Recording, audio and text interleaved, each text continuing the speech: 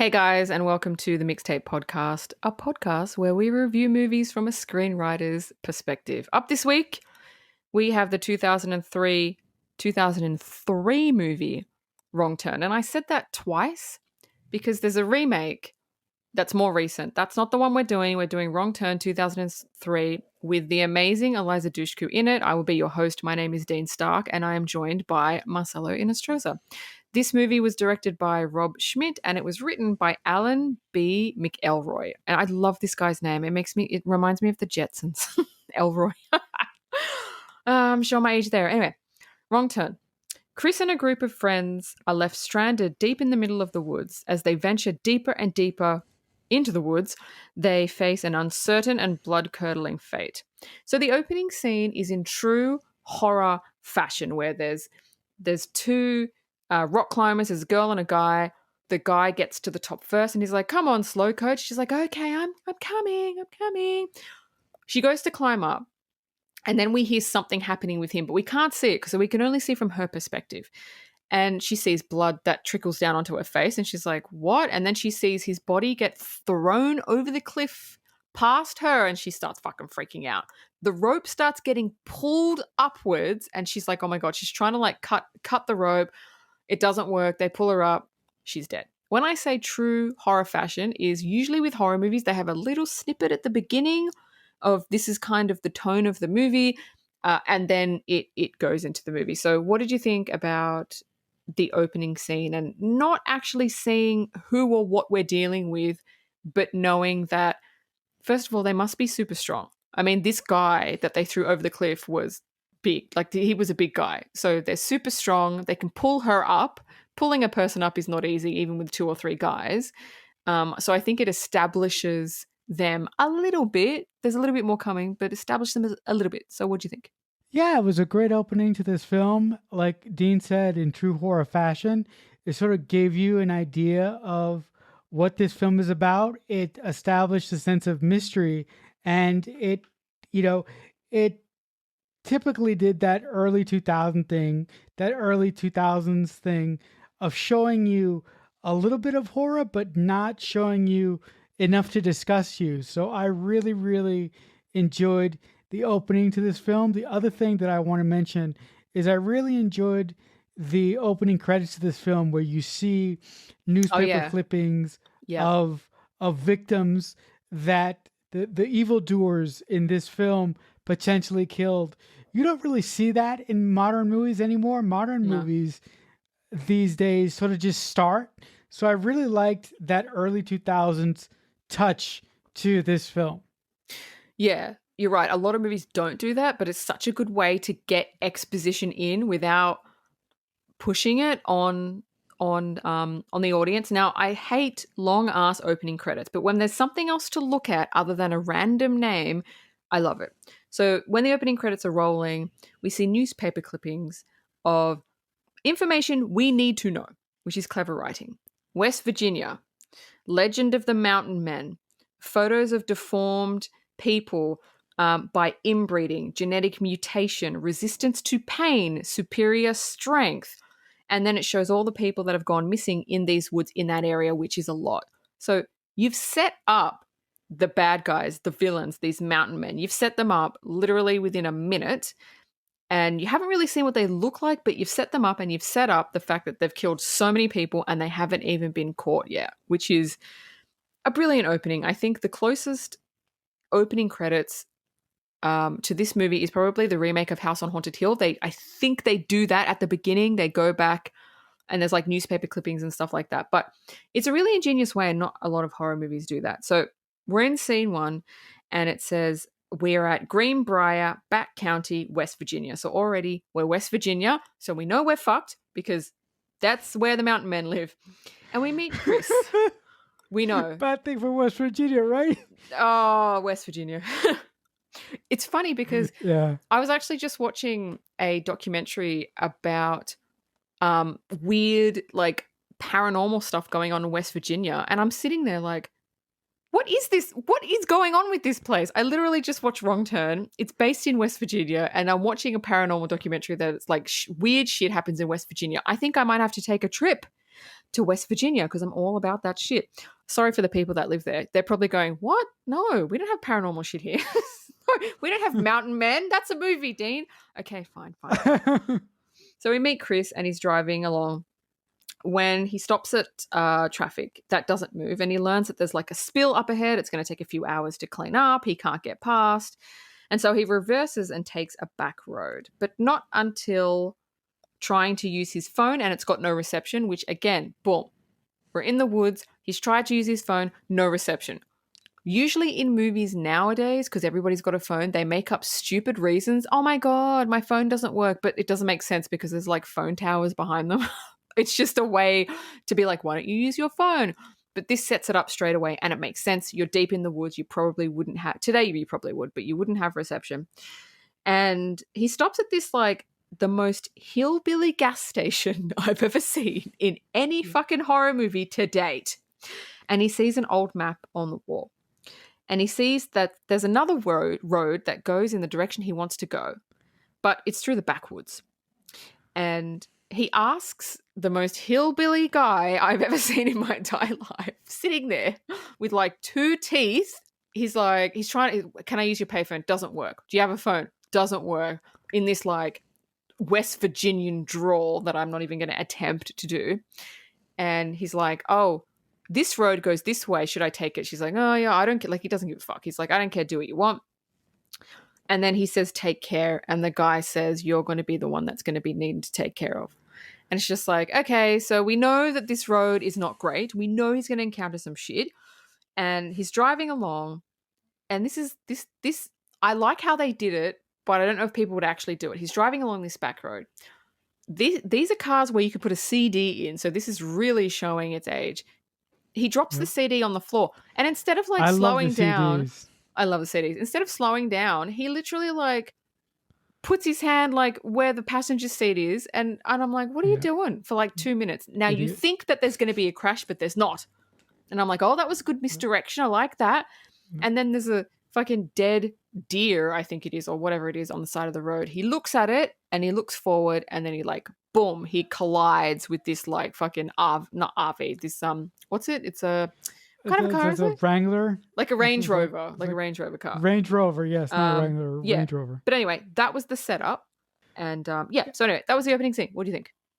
One thing that I really liked about this movie is that the director really did a great job with the atmosphere. You really feel like you're in West Virginia, and just you understand that Chris, who is a medical student, is late for an appointment, and he can't get reception, and he's so desperate because he has an appointment at like 7:30 in the morning that he makes the dumbest decision of going like to the most hillbilly fucking gas station. Also, the set design in this movie is fantastic. So it's good. like everything is decrepit. So I really like the attention to detail and the way that the director built up tension in so many ways. It's just so good in this movie. It's so good. It's so good. So Chris gets out of the car after having the crash. And the car owners, there's a couple, there's 2 couples, and then there's Jesse, which is Eliza Dushku. And, they're asking, they run up, they weren't in the car. They were out of the car, so nobody got hurt. And they run up to him, are you okay? Are you okay? And he's kind of a little bit shaken.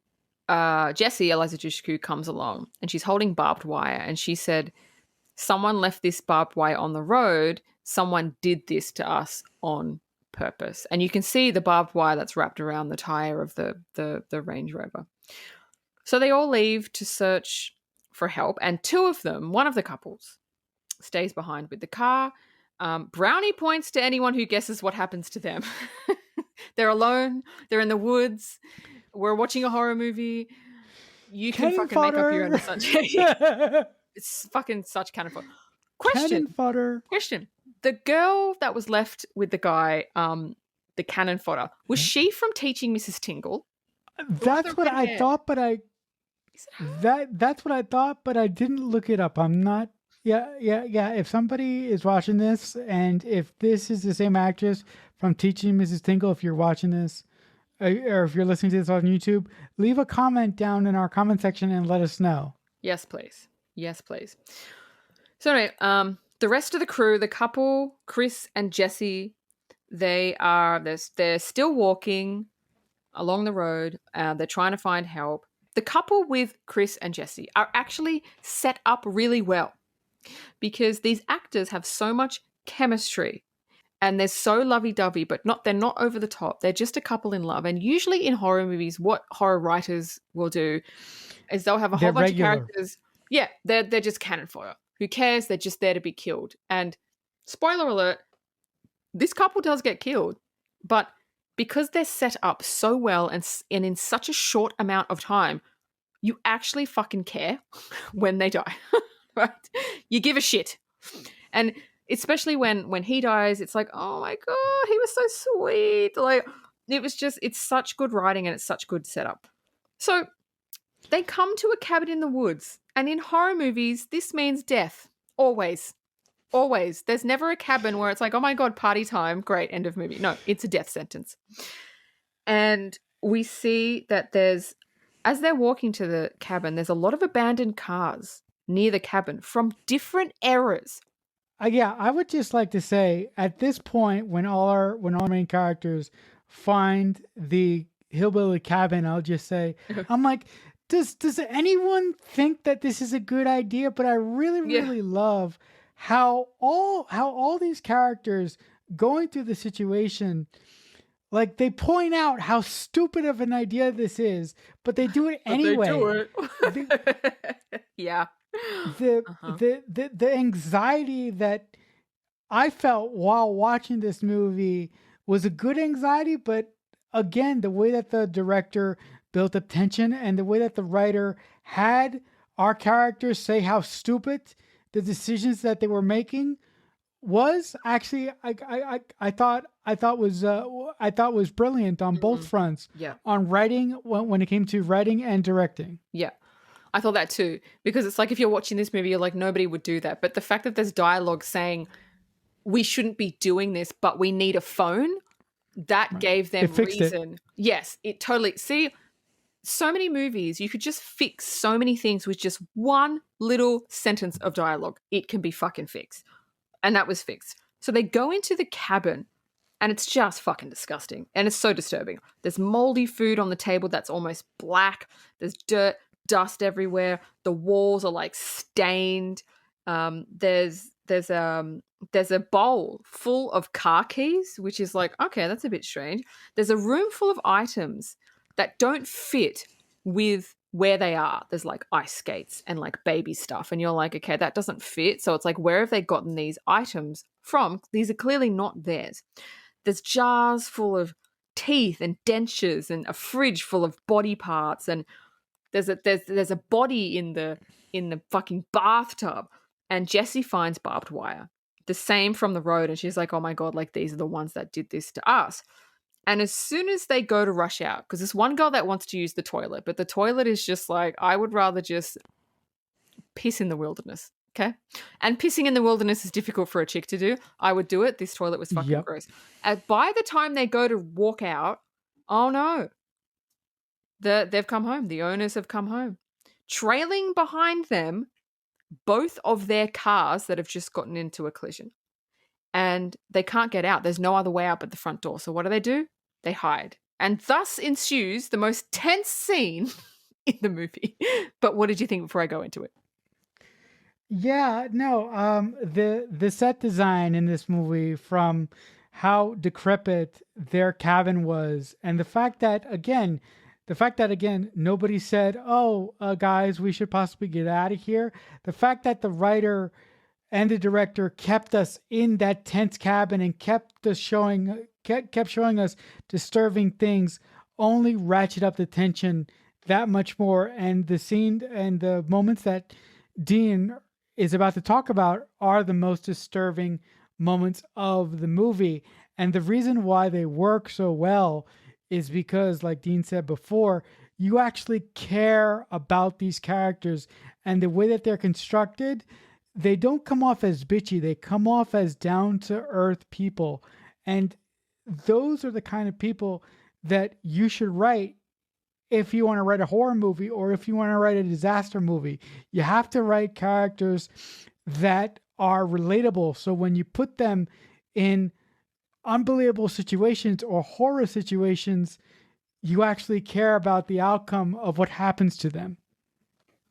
Do you know what's funny about what you just said? In so many horror movies, they put like 18, 19-year-olds and they're all idiots. They're all dickheads. The guys are all jocks. The chicks are all, oh my God, oh my God. Like, do you know what I mean? Oh my God, my hair. Like, they're all like that. And you fucking hate every single one of them. This is one of those horror movies where they're young, but they're also not dickheads. They're not obsessed with themselves. They're not jocks. They're normal people that you would be friends with. And like you said, it's so much more connectable when you Right. have people like that. But in horror movies, like even now, it's just like there's always a dickhead.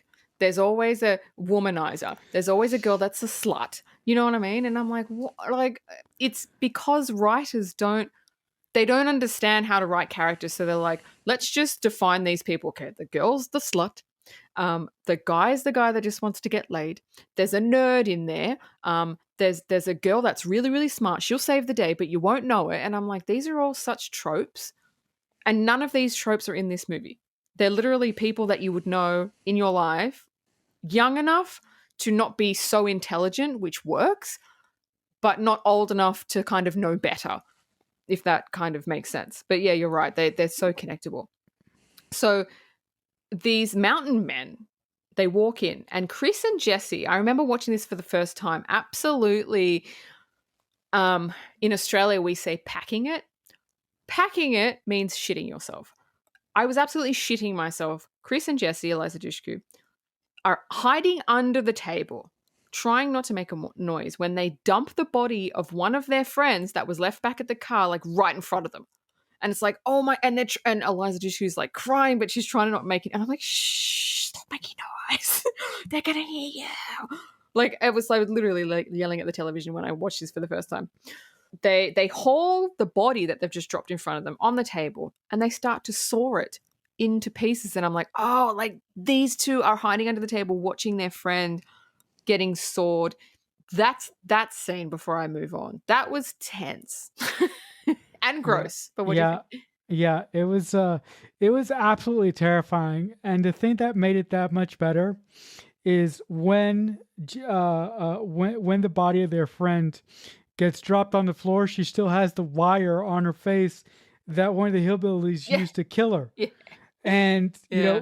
his they but before they take her to the table to chop her up, one of the hillbilly people drop a shell, Yeah. and he goes to pick up the shell.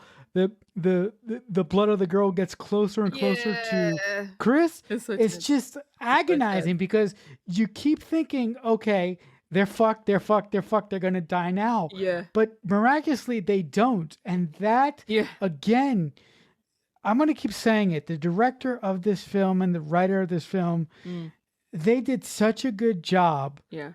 by creating tension from a visual standpoint Yeah. and from a point of story. It just works so fucking well. It does. It works. When he drops the shotgun shell and he bends down and he's trying to get it, and you're just like, oh, and like Chris is right there, and he just moves his hand just like an inch out of the way when he grabs it. Oh my God. It's like tense. The other couple, by the way, is hiding in the bathroom. But they're not, Yeah. it's not as tense with them because we don't see them. We just see the Eliza and Chris like under the table. Eventually the mountain men, they fall asleep because you've hacked your body up. It's tiring. You're going to fall asleep. So they're falling asleep, and the crew slowly and very fucking tensely sneak out of the cabin. But they've got a swing door. They've got a front door and they've got a swing door, which makes noise when you push it. And Eliza pushes the swing door. It starts to creak, and then Chris holds it, and he's holding the part that makes noise. His hand's bleeding. He's trying to usher everybody out, but obviously he's going to have to let go at some point. And then one of the mountain men wakes up and sees them, and they just the crew, they just start the gang, they just start fucking gunning it out of there. They're running as fast as they could. and they stumble upon a car graveyard. As if the cars parked in front of the cabin wasn't bad enough. There's like 10 to 15. There's a car graveyard with like 20 to 30 more that have just been like ransacked. And you're just like, oh my God, how many of these people, how many have these mountain men actually like fucking killed? What I want to know is why the police haven't found it or done anything about them is beyond me. I mean, yes, they're deep in the woods, but I don't think they're that deep. Like, if people are missing in the woods, you'd think that the police would have. Oh, look, this is not a nitpick. This is just like, this is the first time I've ever thought of this, but I'm like, why haven't the police like done anything? Like, some of these cars, I don't even know if you had GPS on cars in 2003, probably not, but something. No, you didn't. No. They would have had phones, something. Yeah, but it was really weird. So the mountain men, they catch up to them in the car graveyard. Two of the boys run in separate directions trying to distract them because they tell the girls get to their car because it's the only car that's running and they need to get the fuck out of there. So one of the mountain men shoots Chris. He goes down, like shoots him in the leg. He goes down. The other guy, which is the nice guy with the other girl, he runs off. They chase him. The girls go and pick up Chris. They hobble over to their car and they get in and they start it.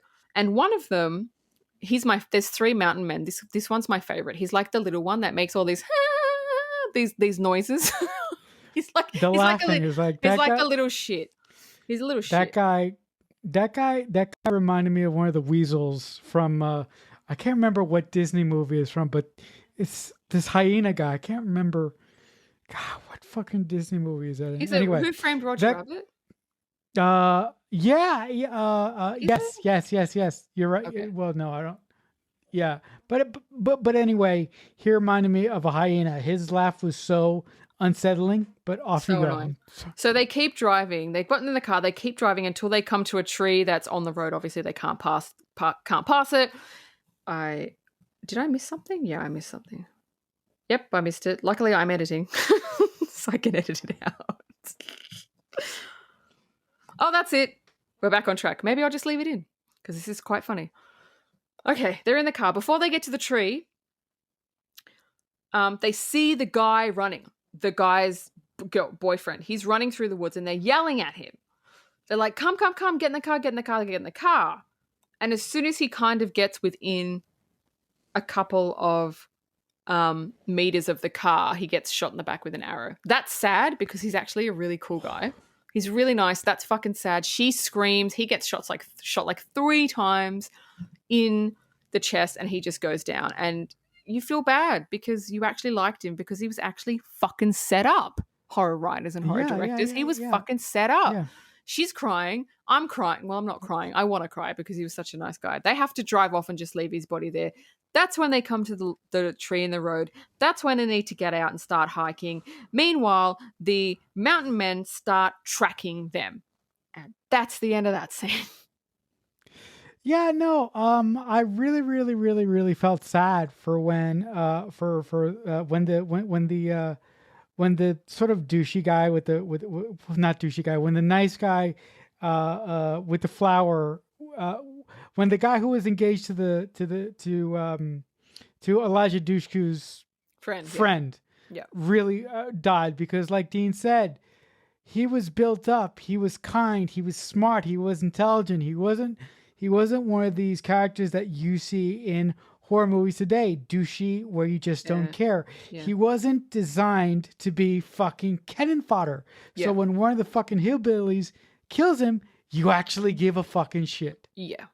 That is a proper way to write characters. And if you're gonna do a high budget or low budget horror film with like this that has some money behind it, you have to focus on your characters and you have to make the audience connect with your characters.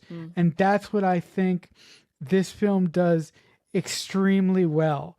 Because if these characters were a bunch of fucking assholes, we wouldn't care. Yeah, exactly right. So they come across an old Ranger watchtower. So they climb it to see if there's a radio that's still working. And what's funny is when they get up there, obviously the day is turning into night.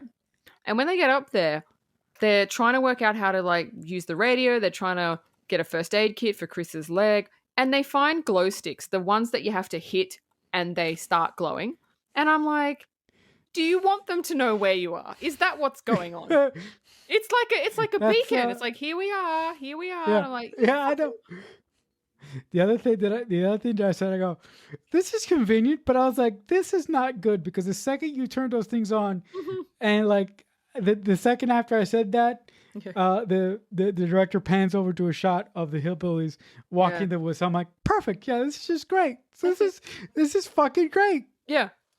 I was like, oh my God. So the mountain men are close. When just as, because they've hidden the glow sticks as if I don't know, maybe they just didn't fuck it. Because the watchtower's pretty high. Maybe they didn't see it. I don't know. So Chris sees the mountain men getting closer because they've got fire torches. And as they pass the watchtower, Chris is like, okay, they've passed, all good. The radio makes a noise and you're like, oh, fuck. They hear it and now they know where they are. So they basically, the little one, my favorite, climbs up and he's got a torch and he can't get the trapdoor open because they've put something heavy over it. And so he decides, well, I'm just going to burn the tower down because the tower's just wooden. It's not metal. They're burning them out. They have nowhere to go. There's an open window and Chris says we have to jump to the treetops. And Eliza Dushku's like, no fucking way. And he goes, okay, either we burn to death, we get chopped up by them, or we try our luck and jump to the nearest treetops. And I mean, they have no choice, but they all make it because #Hollywood. And what did you think about that? Yeah, all all I will say is writer's convenience, although it was really, hard, when they all jump to the trees, it was the people did sound design for this movie. It was great because I got aches and pains when I saw them hit the trees and impact with the trees. It was just absolutely wonderful. And I do want to say before I forget, God bless these people who actually play the hillbillies because they don't have a lot to do. They just grunt around and they just look really, really creepy. But it's really, really hard to act under all makeups and prosthetics and shit like that. So I just want to give a tip of the cap to these actors and actresses who played the hillbillies. I think I was watching them and I was like, God, that would be so fun to play that. Just to get all in makeup and you look really deformed and let's just go out and fuck shit up. Like that would just be so much fun because nobody knows who you are. Nobody can see your face. Right. You look like, now I know, I understand why people, like actors, want to be like monsters because like how fucking fun would that be to be a monster? Like you don't even need to worry about, oh, maybe I need to have Botox in my face and can you see a wrinkle? No, you've got so much fucking prosthetics on. Doesn't matter what you look like. You can just play the monster. Anyway, so now they're in the treetops. And the mountain men have climbed up. And the girl who lost her boyfriend basically gets an axe to the face. And it's really cool. Because the axe goes in between her, like in her mouth, and chops it. So the bottom half, from her bottom jaw onwards, her body actually slips down and falls down the treetops, which looks really fucking cool. Like, that's probably my favorite death in the whole movie. So she gets an axe in the face, and now it's just Jess and Chris left. Everybody else is cannon fodder. Everybody else is dead. And they end up knocking the little one out of the tree. But he's not dead because at the beginning it was set up that they have superior strength. They're not like normal humans. So the fact that he survives a fall from like 50 feet does make sense because that was set up. So it was like, okay. But the others, the two other brothers, find him. And now they're pissed and they'll start yelling. They're fucking pissed now. As if they weren't pissed before, they're pissed now. So Chris and Jess get away. And as they're hiding, they hide in like this waterfall thingy. Jess tells Chris, I don't know if this was needed, but it wasn't bad. There's a moment where Jess tells Chris the reason they were all there was because her boyfriend broke up with her on the phone or via text message or whatever it was. and her friends wanted to cheer her up with a weekend in the woods. Now, I don't know if we needed it, but it wasn't bad. So I'm not sure how I feel about that. No, I mean, I liked it. Listen, if it did anything for me, it made me care about the flower guy and the girl that got impaled against the tree. By the way, the director did a great thing, a great visual gag before he showed the girl the bottom half of the girl's body, the bottom half of the girl who got impaled while she was attached to the tree. He zoomed into her eyeball and then he zoomed out, and then the lower half of her body fell down. So that was a great visual cue that made her death that much cooler. I really, really liked the addition of finding out that the whole reason why these people were out there was because Elijah Dushku's character had just been broken up, and they just tried. They came out to the woods to make her feel better.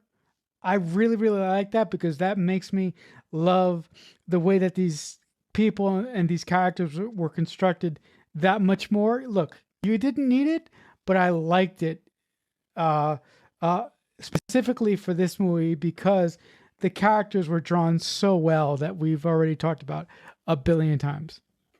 And you'll notice we don't actually know anything about any of these characters, but they're written so well that you still give a shit about them.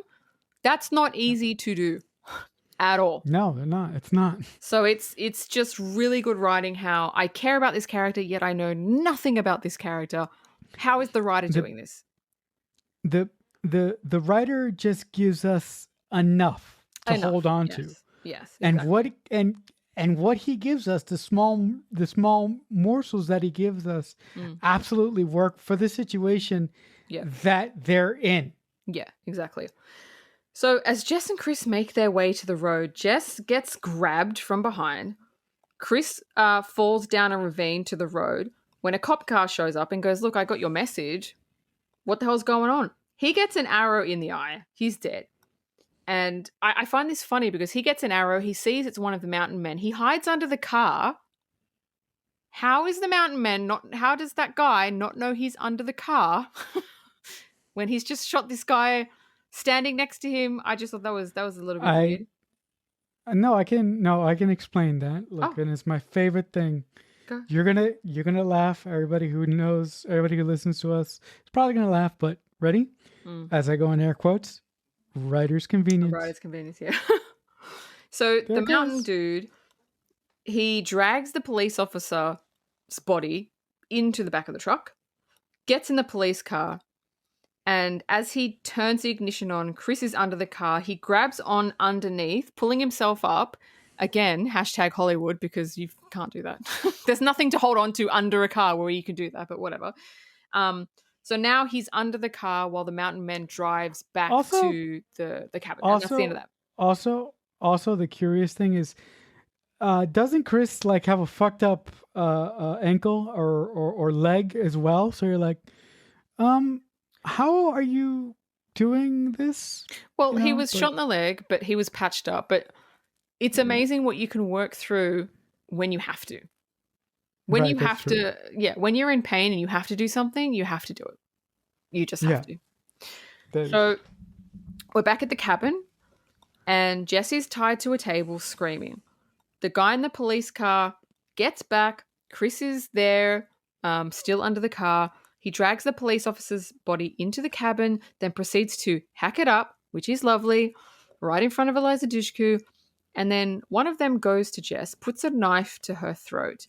Just as he's about to dig into her, the front door is engulfed in flames, and then the police car comes speeding into the room, driven by Chris. Chris kills one, fights with another. He unties Jess's one hand. Jess gets untied, she unties her other hand, and fires an arrow into the guy that Chris is fighting with, because these mountain men are super strong. So Chris is no match for him. So 2 of them are dead. The last one comes out, my favorite, the one that the little shit. He comes out laughing. He's killed by both of them with an axe. Eliza Dushku thrusts an axe into his chest, and Chris kind of strangles him, and it's like, oh great, they're all dead. Fucking finally, they're all drenched in fucking sweat and blood. Except now they all start getting up. Even the guy with an arrow in the back of his head. And I'm like, okay, I was willing to let go the guy falling out of the tree. But an arrow in the back of the head, I don't know how that's going to go. So, yeah, they all start getting up. No. Because hashtag Hollywood. Yeah, no, the one thing that I will admit, as much as I love this movie, as much as I enjoyed it, the third act with Elijah Dushku and Chris in this cabin does stretch a little bit, believability. But I just really like the moment where Elijah Dushku takes the arrow and shoots the guy in the back of the head. Because I'm like, I wonder where you learned that. Perhaps a place called Sunnydale, maybe. But you know, that's just me. But I did appreciate that the car that Chris drives to the hillbilly cabin has a gas can behind it, and I do appreciate how that is just there as something that they'll use later. But I do agree that this third act is kind of stretching believability a lot. So Eliza Dushku firing the arrow was a bit much because it wasn't really set up that that's what she could do. I know people think, oh, you just pick it up, a bow and arrow, and you fire it. No, there's a way that you have to know how to do it.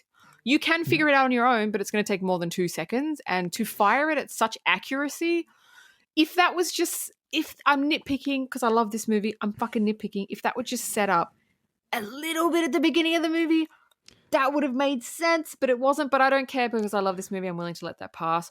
But you know what she should have done? What? She should have just picked the arrow up and got behind the hillbilly guy and thrust it into his neck. That would have been good. Yeah, that would have been good. Instead but, they wanted to do the cool thing. Right. So they get out of the house, and Chris shoots the petrol tanks that are in the back of the police truck. That's convenient. And the house completely explodes. And that is the last kind of ish scene. There's one more scene, but that was the last fight scene. What do you think? Yeah, it was a good fight scene. I'm not gonna retread what I just said. I just think that there was a much faster way and a much simpler way to do this final confrontation between the hillbillies. I do like that the last thing that we see of this movie is Chris going back to that same fucking hillbilly gas station, and the guy that sent him on the road to meeting Elijah Dushku and her friends that led to the hillbillies hides in his fucking gas station. But the last thing that Chris does is he gets out of the car and he takes the map that this fucking hillbilly guy used to lead him down that hill, and he gets back in the car and they just leave. I thought that was a great way to pick something up, and a way for Elijah Dushku's character and Chris's character to make sure that this won't happen ever again. Look, they can make another map again, but it was just a really cool sort of a tip of the cap, sort of a nice way to end this great movie, I thought. Yeah. So with that, I'm going to go with my trivia. Off you go. So Eliza Dushku did most of her own stunts because, of course, she did. Because she's a boss. It's fucking Elijah Dushku, man. And she's got some of the best hair I've ever seen in the industry, honestly. Her hair is something to be awed at. It's just perfect. You know how I feel about hair. Perfect. On the head. Yeah. Nowhere else but on the head. Oh, her hair's so good. This was interesting. The screenwriter, Alan B. McElroy, he also wrote the 2021 reboot. That's unusual. Yeah. And that's unusual, but also the reboot was horrible. So what went wrong in 20 years? I don't know. Something went wrong with him. Yeah, look, I the only thing that I can surmise, like, has he done anything else of notoriety before the reboot thing came along? I don't know. I don't think you lose Because your skills as a screenwriter. It's like riding a bike. I do yeah, think there might have been other studio requirements, and you know what I'm talking about. I'm not going to get into it, going mm, on there, which is why it turned out right. the way that it turned out. Whereas in 2003, it was more free reign. There was none of that. Yeah, Yeah, it was more like, here's a horror movie, great, let's do it. But now there's so many stipulations that it just ends up messing up a lot of movies. So I think that might be like more to the point what happened. But I don't know. So this was interesting too. This is the only film in the franchise. Now, there's been like 6 wrong turns before the reboot. This is the only film in the franchise that has no nudity or no sex. You know why? Because you don't fucking need it. And I it's love that. unnecessary. I mean, this proves you can make a great horror movie yeah, without it. yeah, yeah. You only put in sex and nudity when it serves the story. Yeah. Any other time that you use that shit, it's gratuitous, or you do it because you want to do it. But if you want to make it work in the story, make it a story point, and Yeah, that will exactly. justify it. Exactly. So, yeah, this is a perfect example of how it does work, and you don't need to put tits and ass in a movie. You know, if you want, if boys, because it's for boys, it's not for chicks. If boys want to see tits and ass, there's a whole level of pornography that you can go and watch that have storylines. Go watch that. Yeah. You know, it doesn't need to be in every fucking horror movie. So, the last piece of trivia I have for you. Did you know that the mountain men actually have names? They have names. They do? They were never said in the script. They were never said in the movie, but in the script of it, they had to have names to know what they were doing. So, the names were, and the names are basically to determine, like, so people knew what they look like. Sawtooth, 1 eye, and 3 fingers.